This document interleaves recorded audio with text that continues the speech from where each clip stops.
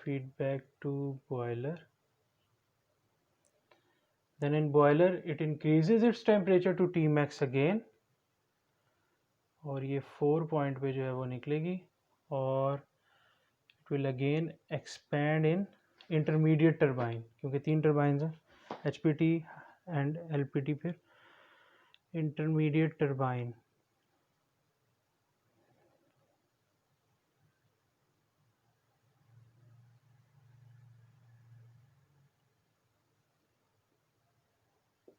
IPT, ठीक है. Then expand होगी 4 से फिर 5 तक, और ये एक्सपेंशन के बाद दोबारा से ये 5 आ गया, दोबारा से जाएगी बॉयलर में, और देन बॉयलर से फिर ये निकलेगी 6 Tmax पे आके, और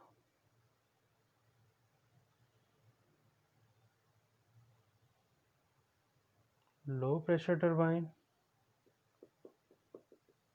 देन अगेन एक्सपैंड 7 पे क्या होगा, condenser, and then pump, and then again. Okay, तो इस तरह से जो है वो आपने स्कीमेटिक जो है वो ड्रॉ करनी है. अब आ जाते हैं हम साइकिल की एफिशिएंसी पे. किस पे आ जाते हैं, एफिशिएंसी आप किस तरह से कैलकुलेट करोगे. एफिशिएंसी क्या होती है, नेटवर्क, आपको वर्क कितना मिला, net work done divided by total heat addition. तो पहला केस ही हम डिस्कस कर लेते हैं, उससे आपको पता चल जाएगा कि आपने किस तरह से जो है वो अपनी एफिशिएंसी को कैलकुलेट करना है साइकिल की.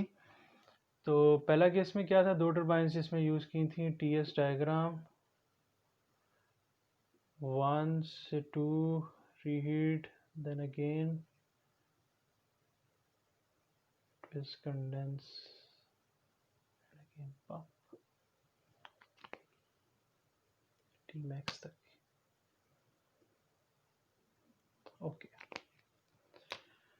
1 ये जो भी मैंने थोड़ा पहले बनाया था, 3 से 4 5 6. ओके, तो नेटवर्क डन, वर्क डन हमें कहाँ कहाँ पे मिल रहा है, 2 से 3 में, 2 से 3 में मिल रहा है.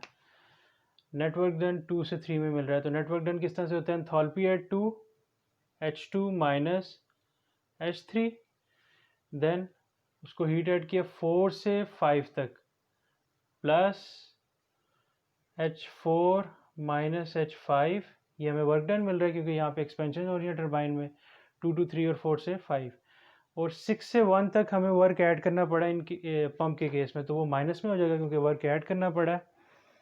वो हो जाएगा H minus H1 minus H6. Let me check कि ये कैमरा में आ रहा है. Okay, H1 minus H6. Okay, तो ये हो गया net work done divided by total heat addition. Heat किस में ऐड करनी पड़ी है, 1 से 2 तक बॉयलर में, यस. तो टोटल हीट एडिशन कितनी हो जाएगी, H2 माइनस H1, फिर उसको एक्सपेंड किया फिर 3 से 4 तक लाने के लिए, plus H4 minus H3, H4 की एंथैल्पी ज़्यादा तो इसलिए H4 पहले आएगा. ये 2 केसेस, तो ये टोटल हीट एडिशन हो गया ना.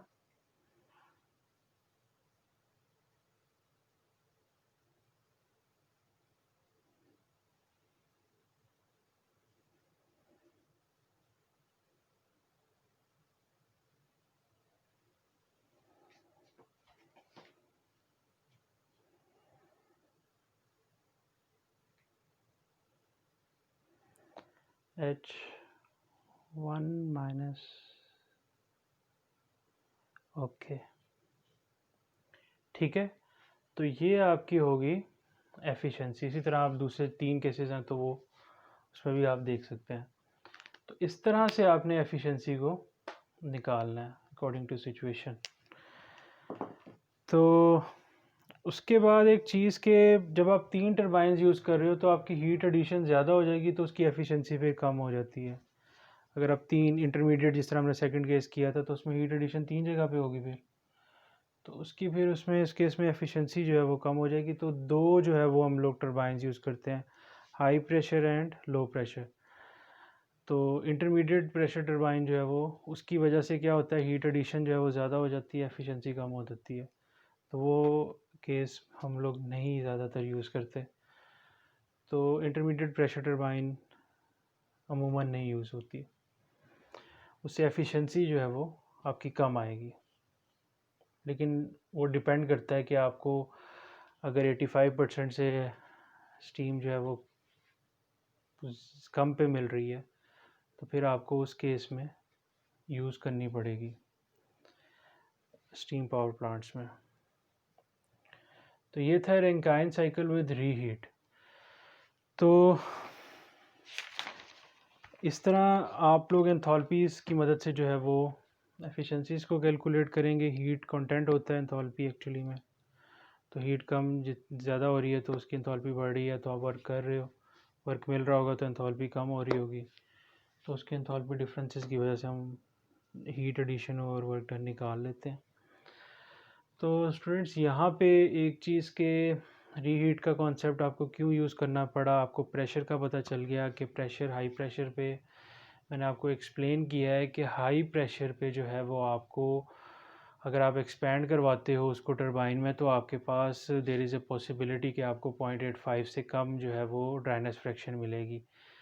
दूसरी चीज़ ये कि टी मैक्स जो टेम्परेचर है वो एक फेरस मेटल्स का एक फिक्स है, उससे आप ज़्यादा नहीं, आप मतलब ज़्यादा करते तो आप हो सकता है उसको 0.85 से ड्राइनेस फ्रैक्शन आप ज़्यादा पे ले आते, लेकिन हाई टेम्परेचर तक आप नहीं जा सकते। क्यों नहीं जा सकते? क्योंकि फेरस अलॉय जो है वो मेल्ट हो सकती हैं, सॉफ्ट हो सकती हैं टरबाइंस की।